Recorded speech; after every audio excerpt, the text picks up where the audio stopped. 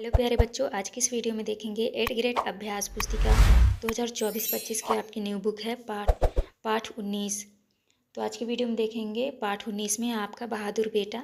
तो चलिए वीडियो को स्टार्ट करते हैं। पहला क्वेश्चन आता है बहादुर बेटा पाठ की विधा है, तो आपका उत्तर हो जाएगा एकांकी। दूसरे में हे भगवान वाक्यांश में विराम चिन्ह लगेगा, तो आपको उत्तर में लिखना है विस्मयादि बोधक चिन्ह। इसके बाद आता है आपका प्रश्न क्रमांक 3 में नदियों में बाढ़ का मुख्य कारण क्या है, तो आपको उत्तर में करना है अतिवृष्टि।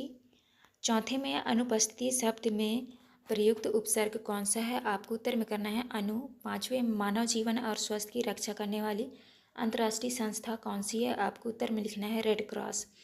इसके बाद नेक्स्ट आता है आपका खाली स्थान वाले प्रश्न, तो आपको 6 में भरना है सहयोग, 7 में भरना है आपको भाई और 8 में भरना है आपको प्राथमिक उपचार, 9वें में भरना है आपको योजक और 10वें में भरना है आपको कड़वाहट।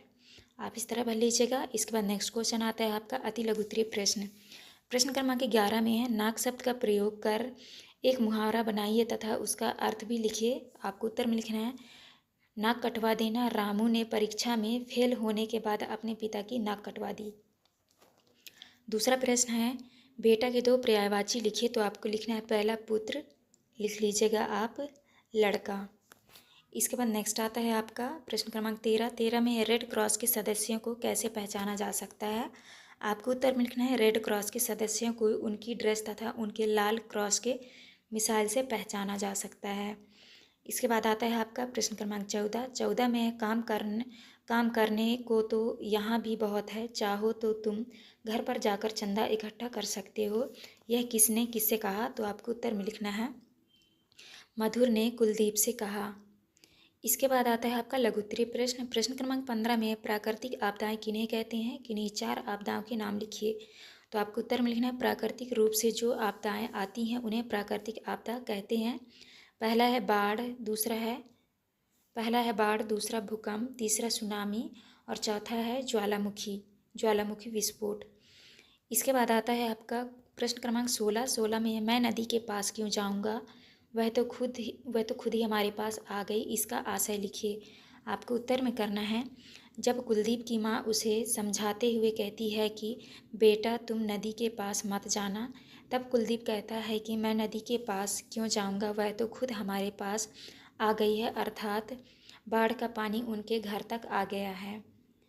इसके बाद नेक्स्ट आता है आपका प्रश्न क्रमांक 17 में आपदाग्रस्त लोगों की मदद के लिए क्या करना चाहिए, आपको उत्तर में लिखना है आपदाग्रस्त लोगों को उनकी आवश्यक वस्तुएं जैसे भोजन, पानी, दवाइयाँ इत्यादि देकर उनकी मदद करनी चाहिए।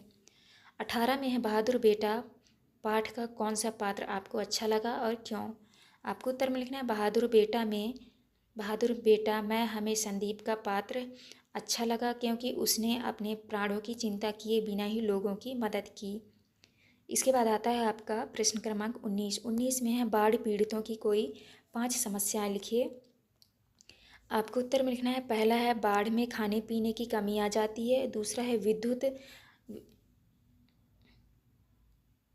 विद्युत काट दी जाती है जिससे बहुत से कार्य अवरुद्ध हो जाते हैं, तीसरा में है चिकित्सा सुविधा समाप्त हो जाती है, चौथे में है चारों ओर जब बाढ़ का पानी भर जाता है, पांचवा है ज़्यादा दिन तक बाढ़ का पानी भरने से विभिन्न प्रकार के रोग जन्म लेते हैं।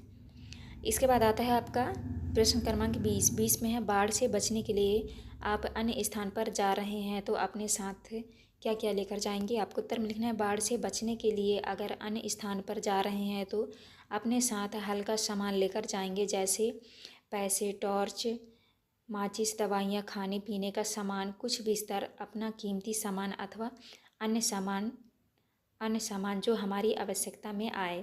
तो आप इस तरह कर लीजिएगा। ये था आपका लास्ट क्वेश्चन। यहाँ पे हमारी वीडियो कंप्लीट होती है। वीडियो अच्छी लगी तो प्लीज़ हमारे चैनल को लाइक एंड सब्सक्राइब करिएगा। मिलते हैं अब नेक्स्ट वीडियो।